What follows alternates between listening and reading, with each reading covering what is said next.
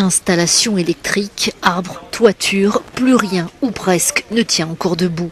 Les dégâts sont considérables après le passage dévastateur du cyclone tropical Idai au Mozambique puis au Zimbabwe. Plus de 160 personnes ont trouvé la mort dans ces deux pays, un bilan qui pourrait dépasser le millier de morts selon le président du Mozambique. Avec des vents à 190 km/h, Idai a tout balayé dans la province de Sofala. Ma maison a été réduite en miettes avec tout ce qui était à l'intérieur. Mon antenne satellite aussi, tout est détruit à cause du cyclone. Les trompes d'eau qui se sont abattues ont noyé de nombreuses routes, prenant les habitants au piège. Soudain, nous avons vu l'arrière de la voiture se soulever et les passagers ont été projetés à l'extérieur. S'ils ne savent pas nager, ils ont dû dériver quelque part.